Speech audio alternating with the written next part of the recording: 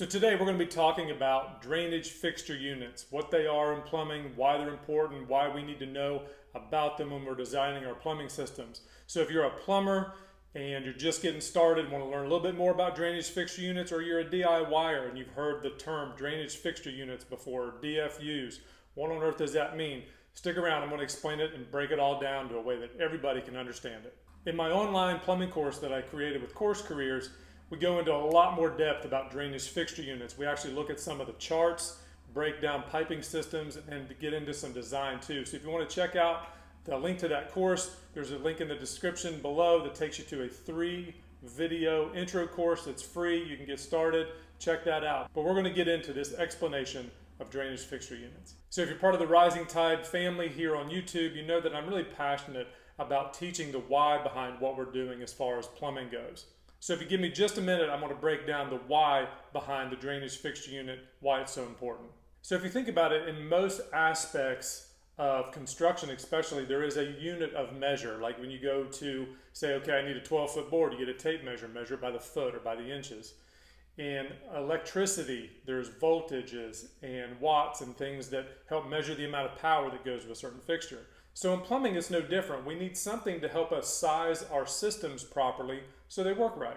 So as far as the drainage side of plumbing, the system that's in place is the drainage fixture unit system. So the drainage fixture unit, what is it? How did we arrive at that? So let's take a look at the whiteboard here real quick, and I'm going to break down a couple of definitions. Drainage fixture unit. A DFU is equal to 1 cubic foot of water drained in an 1.25-inch pipe over 1 minute, which equals at about 7.5 gallons. So a fixture unit is not a flow rate, but it's a design factor. Okay, so let's break that down a second. A DFU is equal to 1 cubic foot of water. So just picture a box that's a foot by a foot by a foot tall, full of water, which again, that's about 7.5 gallons.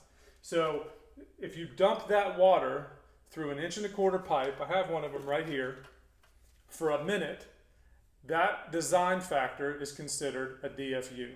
Okay, so real quick, what is a design factor?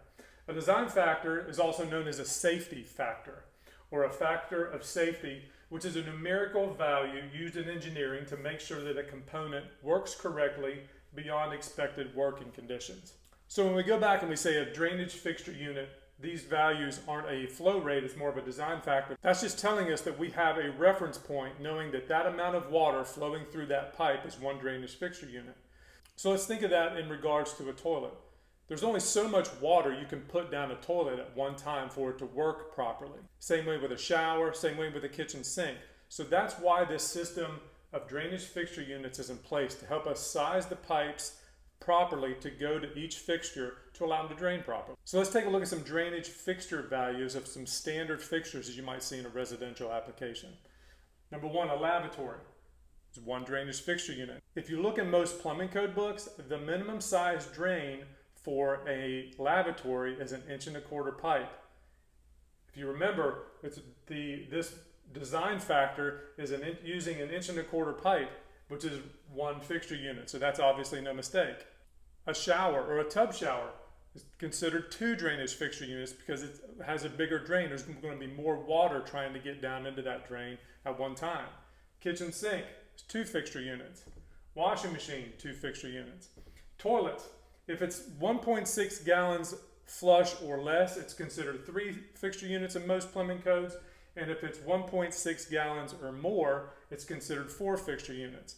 Now, in a lot of residential applications, when you're thinking about just a bathroom group, which is a standard lavatory, a shower, or a tub shower, and a toilet, they consider that bathroom group to be 5 fixture units, which is 1 less than if you would add it up. So if you take that toilet, it's got 3, plus a tub shower, which is 2, which is 5, and the lavatory is 6. So what they take into consideration as far as that goes is that all 3 of those fixtures are probably not going to be running at the same time. So they value a bathroom group as 5 instead of the 6 when you add all of those drainage fixture units up individually. So in the plumbing code books, there are charts, all 3 of them, that talk about drainage fixture units as far as the values for each fixture and values for how many drainage fixture units you can put into a specific size of pipe depending on what application that pipe is used for. So via those code books and the chapters that go over drainage fixture units, where they have those charts that list the drainage fixture unit values for the fixtures plus the ones with the pipe, that you can get into those and help design your plumbing system. So there's a look at drainage fixture units, and now you can understand why it's so important as plumbers we understand the concept of it so we can get our plumbing systems designed in a fashion that's going to work properly every time.